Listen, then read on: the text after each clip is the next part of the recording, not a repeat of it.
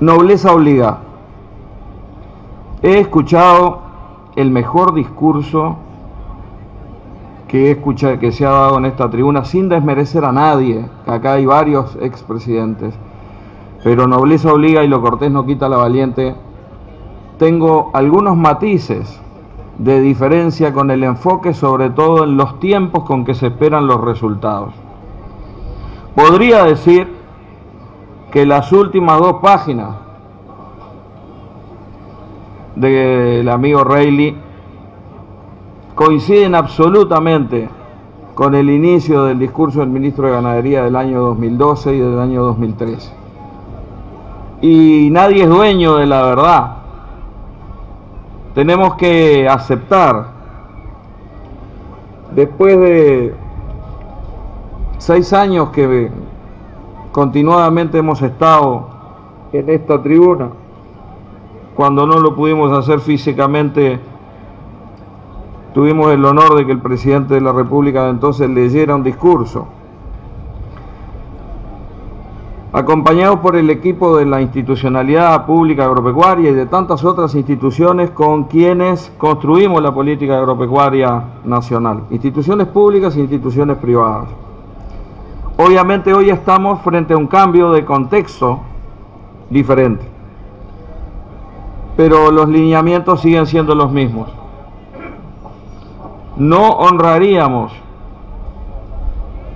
a nuestros progenitores, no honraríamos a lo que aprendimos en la educación pública, por cierto, y no honraríamos el compromiso que tenemos con nuestros hijos si no honráramos la coherencia.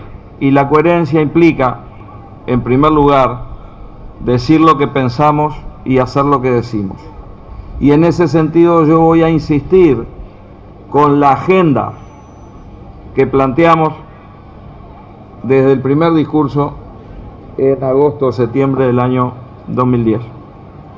En aquella oportunidad dije que era nuevo en esto de la cosa pública, pero que me había gustado algo que había escuchado una vez, que decía que gobernar es tener un delicado equilibrio entre el liderazgo, el equipo y la agenda.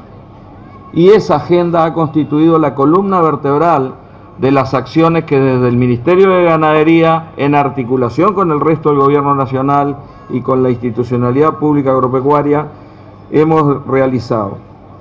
El primero, coincidiendo totalmente con el enfoque de mayor apertura internacional. Acá hay que destacar algunos aspectos que son importantes y que a veces no se advierten. El comercio agrícola es el comercio más distorsionado de los comercios del mundo, es el comercio más protegido y normalmente es un comercio de excedentes. Somos muy pocos los países en el mundo que comercializamos la mayor parte de lo que producimos. No vendemos el 5% del arroz que nos sobra, o el 3% de la leche que nos sobra, o el 2% de la carne que nos sobra. Vendemos el 98% del arroz, el 99% de la soja, el 75% de la carne, el 74% de la leche, y eso nos obliga intelectualmente, empresarialmente, profesionalmente, académicamente, institucionalmente, a ser competitivos en el sentido más amplio de la palabra, coincidiendo con la expresión del señor presidente de que competitividad es un concepto mucho más amplio que simplemente tipo de cambio. Pero además de eso, esa inserción internacional, que es mayoritariamente de bienes, pero que crecientemente se desarrollan los servicios, se realiza sin subsidios, se realiza compitiendo muchas veces contra las tesorerías que protegen el resto de la producción del mundo. Pero antes de hablar de aranceles, los mercados, cuando se trata de alimentos y de productos de origen agropecuario, se conquistan con la base del acceso sanitario. No hay discusión de lo arancelario si no se accedió a lo sanitario. No hay discusión de lo arancelario si no se cumplieron las normas de inocuidad. No habrá discusión de lo arancelario si no nos preparamos institucionalmente y profesionalmente para responder rápidamente a las demandas del nuevo concepto de defensa alimentaria, que será lo que nos permitirá o no ingresar a los mercados más exigentes. Y es a los mercados más exigentes a donde debemos apuntar, porque es a través de la capacidad de compra y de precio de esos mercados que podremos retribuir a lo largo de la cadena, hasta el último eslabón de la cadena. No podemos distribuir lo que no generamos, y para generar más tenemos que producir más y de una forma de mayor valor. Para eso nos debemos preparar. La defensa alimentaria, nuevo concepto en el mundo, nos encuentra bien preparados en relación a nuestros competidores. Nos encuentra con la más amplia inserción en materia de sanidad. Nos encuentra como el país de referencia en materia de trazabilidad ganadera. Es un orgullo para compartir con todos los uruguayos que el ministro de Agricultura de Alemania nos visitara interesados en ese sistema y en ese modelo. Hay que persistir en el rumbo, hay que salir, y coincido, y yo creo que hemos salido, hace unos cuantos años que hemos salido de la visión del país del corto plazo. Hoy estamos en un contexto diferente, desafiante, más desafiante en algunos rubros que en otros.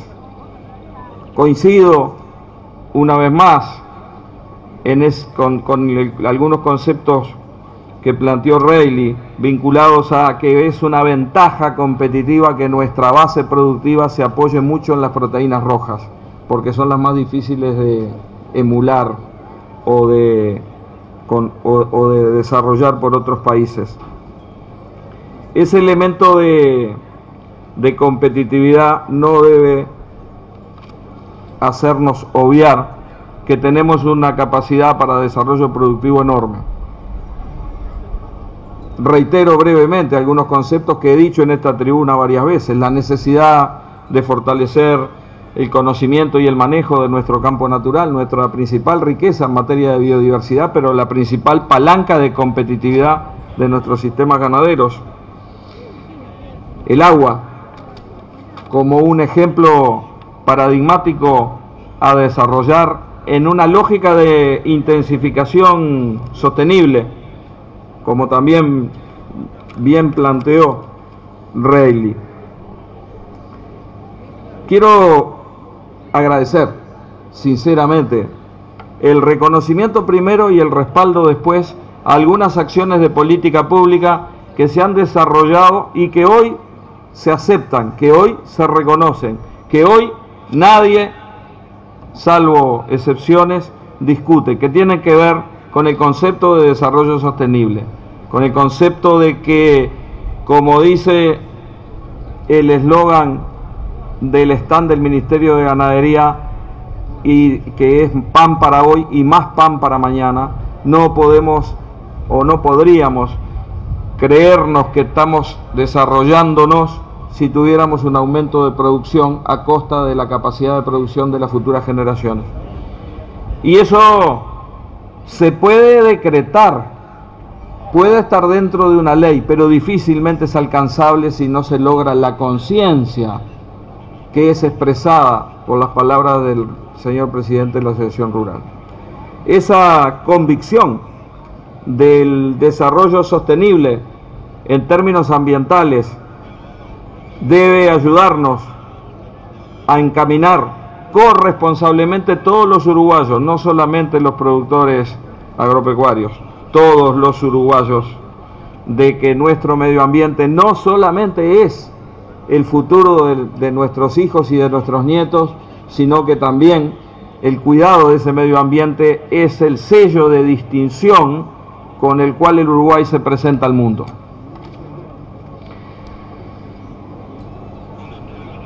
El Uruguay debe ser un exportador de calidad. Y la calidad no es exclusivamente la grasa intramuscular de nuestros mejores cortes de carne, el marmoreado, ni la velocidad de engorde. En realidad, calidad tiene que ver con la calidad ambiental, tiene que ver con la calidad del trabajo, tiene que ver con la imagen que nuestro país proyecta al mundo. Uruguay nunca va a ser un país barato, y nunca va a ser un país barato en términos de salario, porque el objetivo mismo es construir un país en el cual la gente pueda vivir cada vez mejor.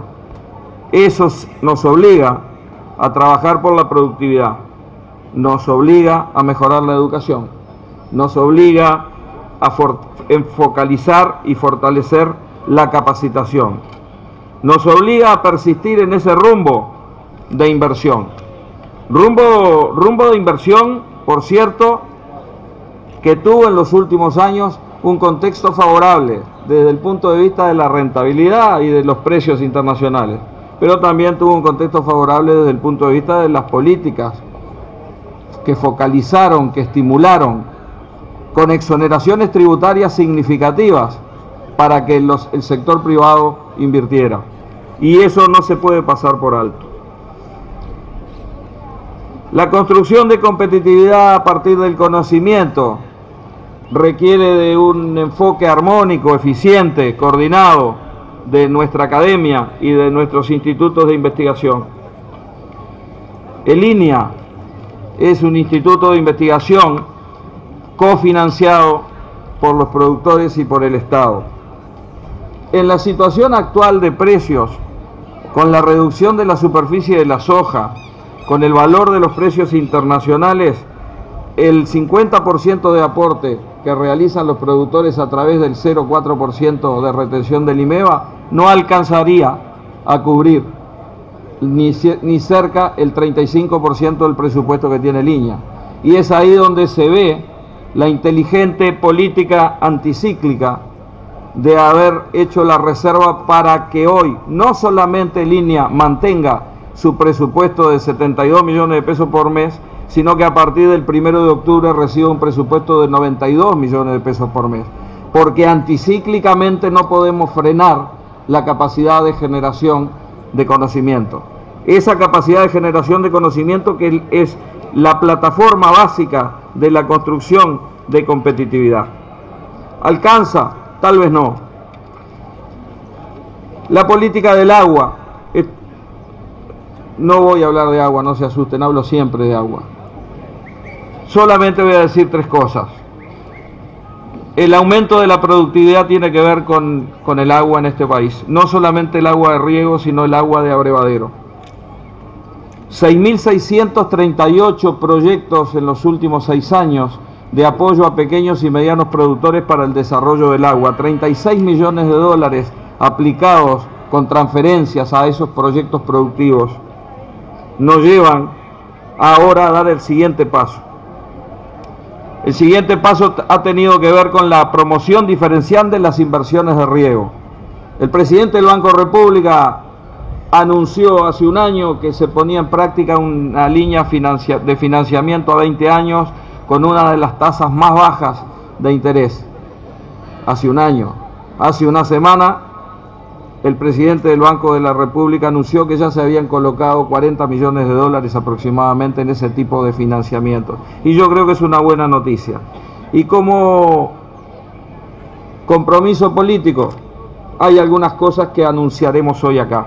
La primera es el compromiso de que en el segundo semestre de este año el gobierno envíe finalmente al Parlamento la ley del desarrollo de riego. El Uruguay tiene el riego y el agua, son instrumentos básicos para adaptarnos a la variabilidad climática. El señor presidente mencionó, y yo agradezco nuevamente, la rapidez con que se operó frente a la declaración de emergencia agropecuaria. Eso no es casualidad, eso es producto del manejo de la información que se constituyó a partir de la creación de nuestro Sistema Nacional de Información Agropecuaria, que era un proyecto la primera vez que yo vine a hablar acá, y que hoy es una realidad que hace interoperables todas las bases de información de nuestro sector agropecuario y que nos permite advertir en qué lugar, en qué sección policial y sobre qué conjuntos de productores la sequía va a pegar primero. La rapidez no es simplemente que el ministro o su secretario sea madrugador. La rapidez es el producto de la articulación institucional y del uso inteligente de la información.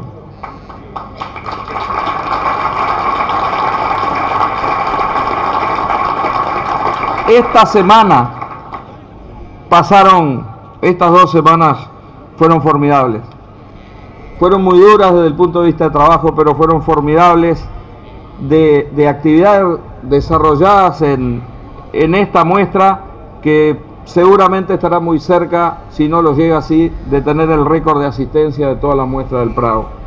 Pero una de las cosas interesantes que pasó y que tal vez no tuvo la difusión que a mi juicio debiera, es la celebración de un convenio con el Banco de Seguro del Estado, de un seguro de índice paramétrico que va a determinar a partir de la medición por satélite del crecimiento de la pastura el desencadenamiento de un seguro para tener más protegidos a los productores. Es un proyecto piloto, sí señor, pero es el primero que hay en América.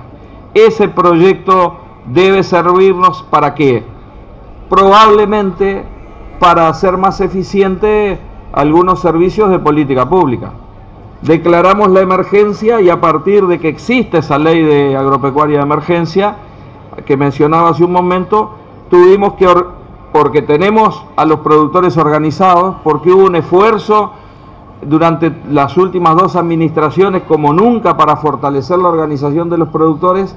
Rápidamente y sin que fuera mucha noticia se distribuyeron 24.000 toneladas de raciones para terneros y 14.000 toneladas de raciones para vacas. Obviamente para atender a los productores más débiles, a los más pequeños, a los que estaban dentro del área de emergencia, a los que tienen los suelos más frágiles.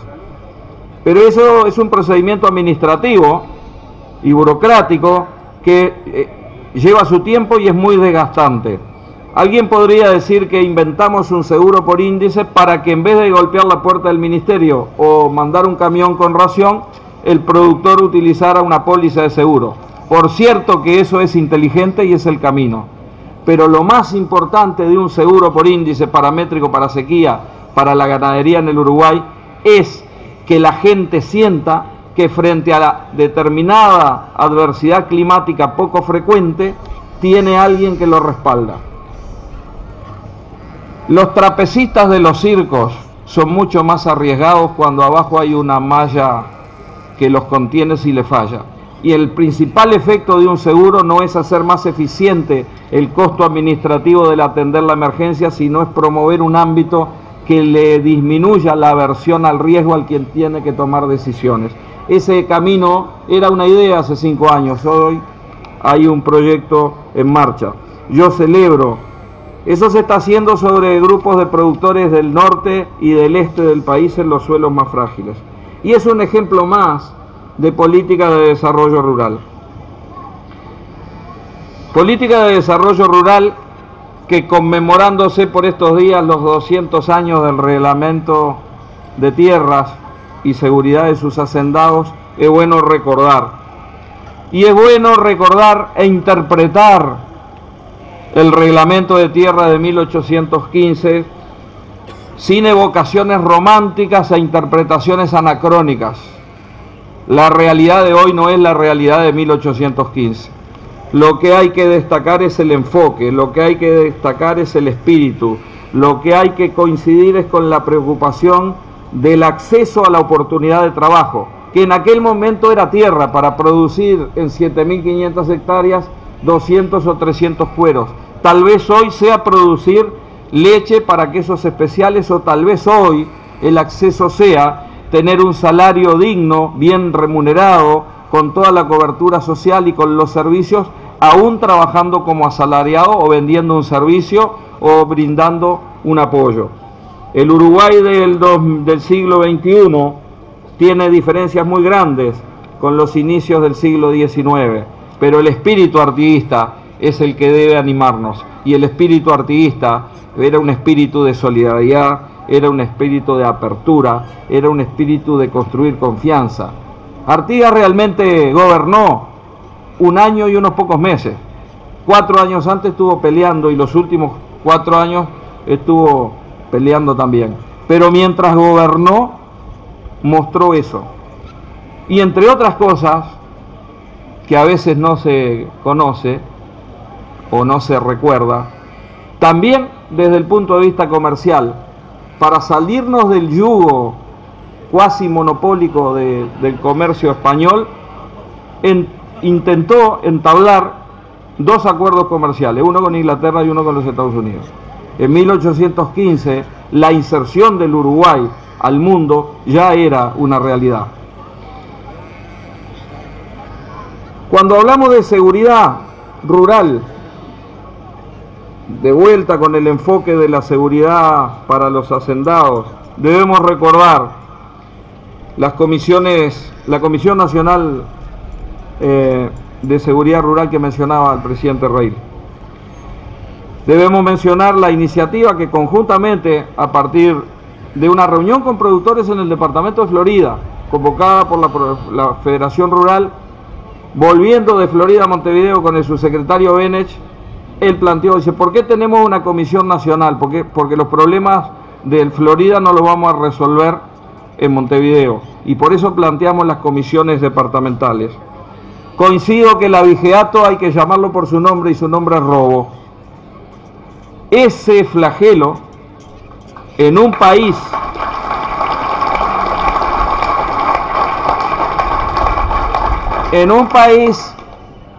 que tiene y ha tenido en los últimos años, gracias a un contexto externo favorable, pero también gracias a políticas que deben reconocerse, y gracias a la decisión de nuestros empresarios, y gracias a muchas cosas, tenemos lo que tenemos en materia de ingreso medio. Encabezamos el ingreso medio per cápita de América Latina, tenemos la mejor distribución y tenemos la menor tasa de desempleo. En esas condiciones no es excusa, porque además tenemos ministerio para atender las emergencias sociales, y hay presupuesto porque corresponde atender diferencialmente lo que es diferente, porque no se trata de que da lo mismo que algunos vivamos bien y otros no tengan la oportunidad de proyectarse, y eso se creó con el Ministerio de Desarrollo Social. Con todo ese contexto, el argumento de robar una oveja para comer no puede seguir siendo una excusa. Y esa es la razón por la cual la segunda ley que vamos a promover es tratar de con iniciativa del Poder Ejecutivo, cambiarle el foco a la ley al proyecto de ley que usted aludió, que pone mucho énfasis en algunos delitos de baja frecuencia, y por la complejidad de interpretación nos impide concretar en soluciones para el delito más común, que es el del abigeato. ¿Y por qué lo hacemos? Porque confiamos en que el acceso de carne ovina con hueso a los mercados más selectos del mundo, según números del SUL, podremos llegar a un valor de $5.500 o $6.000 la tonelada.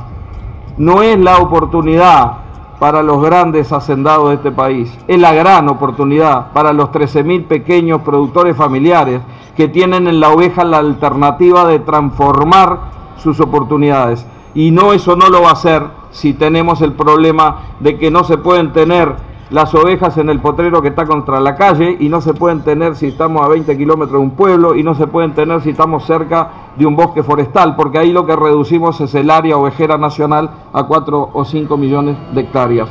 Y lo digo para quedar simpático con los productores, lo digo porque en la economía nacional, y miro al ministro de Economía, el número de una ovinicultura progresista, profesional, inserta en los mejores mercados internacionales, a partir de ese ejemplo de articulación institucional que son los compartimentos ovinos, único en el mundo hasta hoy, no lo debemos dejar pensar. Pero además del abigeato, yo voy a agregar otro tema que el presidente no dijo, que son los perros.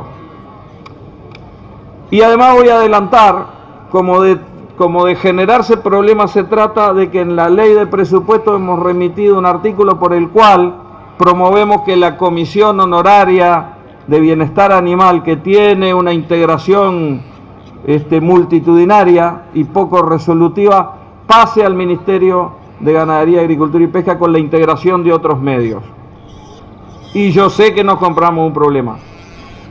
Y nos compramos un problema con el Uruguay urbano, porque esa ley es una ley de bienestar animal pensada en lo urbano, con cabeza de mascota y no con cabeza de animal productivo.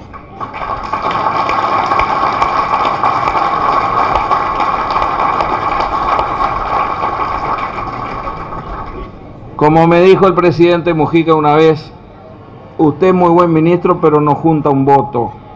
Sé que no es simpático lo que estoy diciendo para la sociedad urbana, pero el derecho de los perros no está por encima del derecho de las ovejas.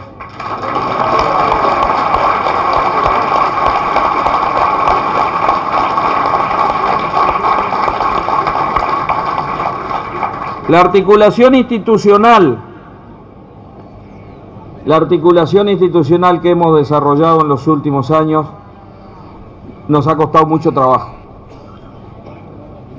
Y las cosas hay que decirlas por su nombre. Nos ha costado mucho trabajo porque cada uno lo ve desde su ángulo o defiende su chacra, y el Uruguay está llamado a concretar con éxito el Sistema Nacional de Competitividad como un ejemplo de la articulación interinstitucional para construir la competitividad.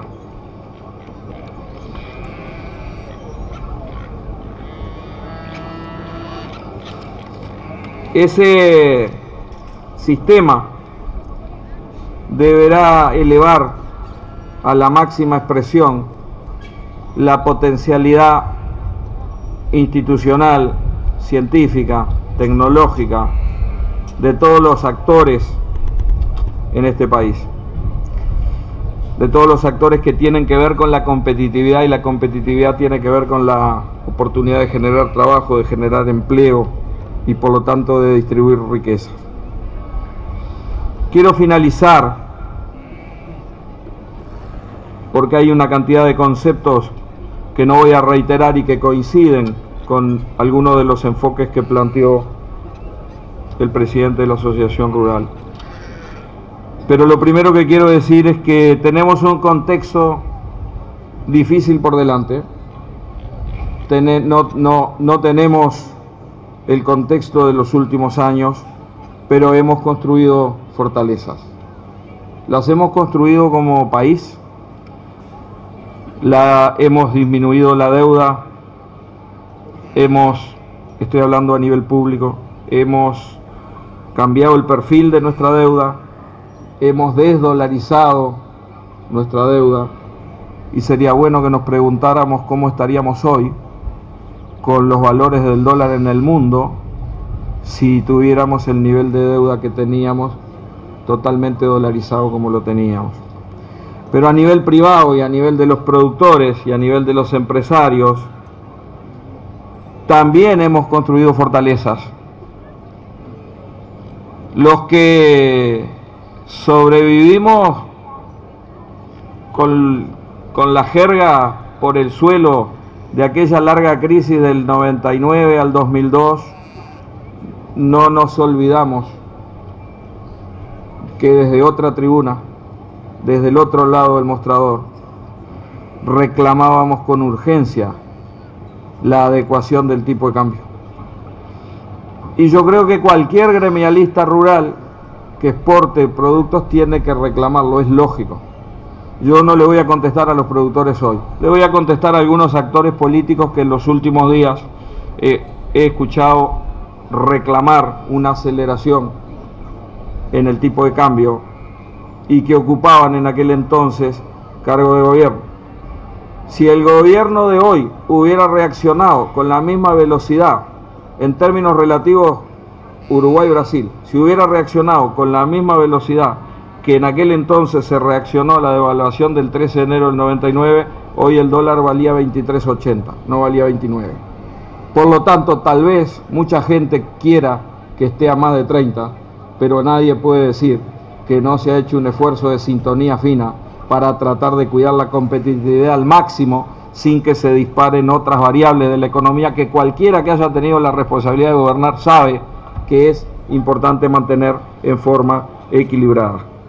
Las fortalezas que construimos como país, la fortaleza de nuestro sistema financiero, la fortaleza de nuestros productores que han invertido, y yo creo que está bien reconocer que cuando se dieron las condiciones se invirtió. Esa es la lógica de cualquier empresa. También es importante reconocer, y yo diría aceptar, todos juntos, de que el futuro no lo cambia Uruguay solo, que el mercado, que los precios del mundo no lo cambia Uruguay solo. Y el futuro requiere del mantenimiento de los equilibrios. Y para mantener los equilibrios, con viento de cola o con viento de frente, lo importante es no perder a dónde se va. El rumbo puede cambiar, pero el destino, que tiene que ver con todo lo que dije antes y con buena parte de la segunda parte del discurso del ingeniero Reilly, está claro para todos. Y es algo que el Uruguay debe valorar. Esa comunidad de enfoque hacia dónde se va, con matices, más rápido o menos rápido, es algo no común en la región y no común en muchas partes del mundo. Muchas veces la divergencia nos impide ver un camino conjunto. Con viento de cola, con viento de costado o con viento de frente, lo importante es no perder el rumbo.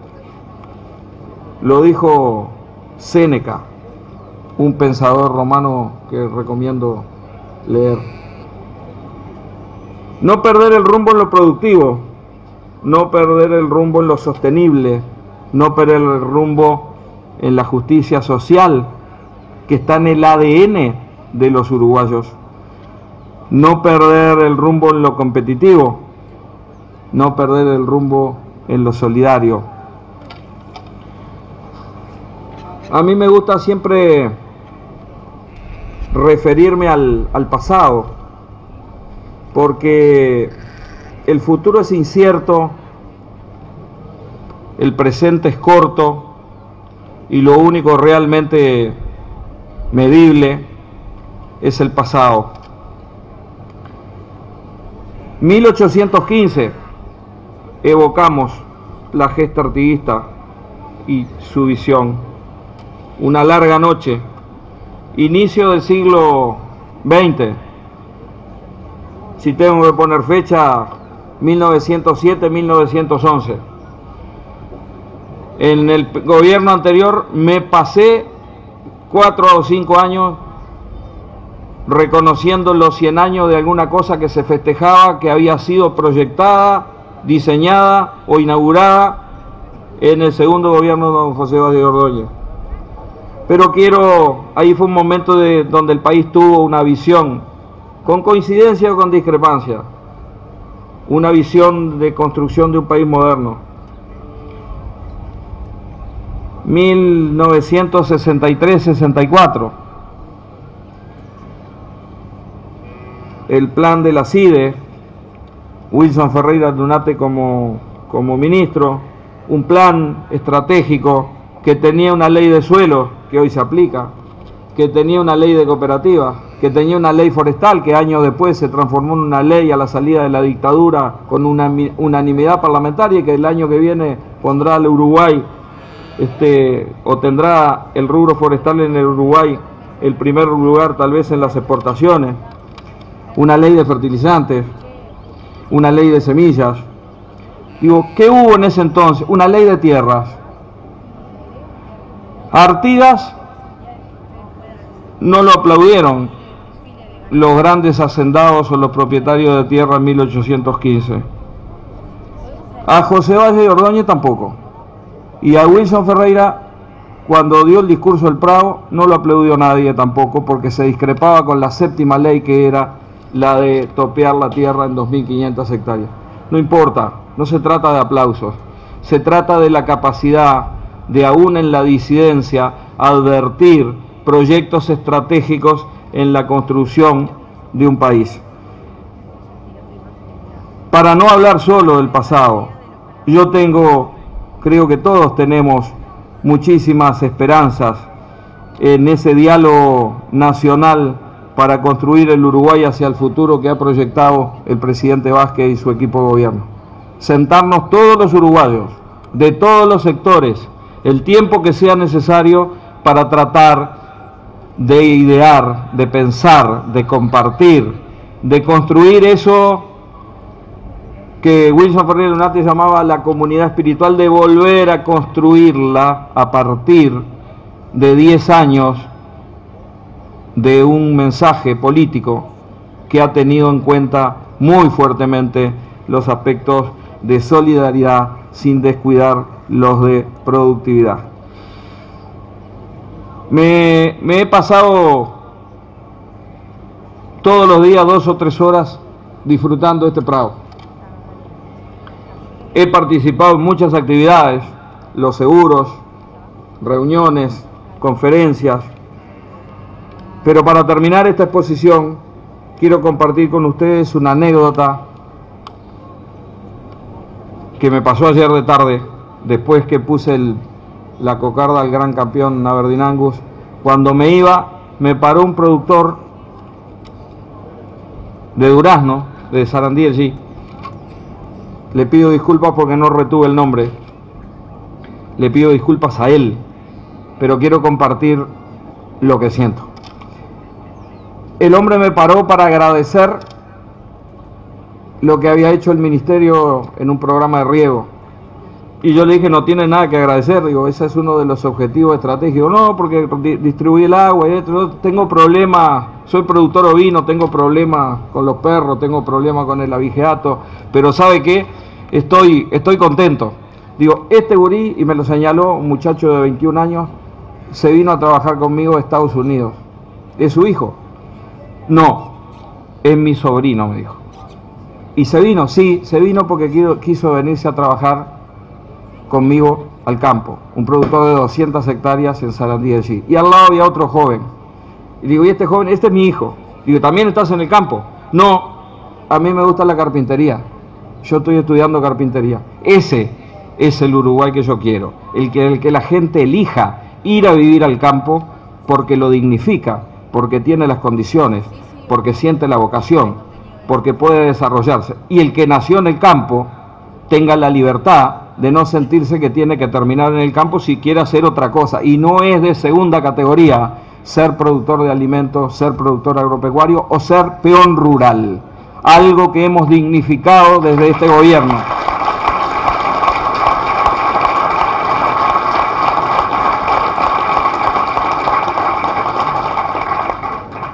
Muchas gracias.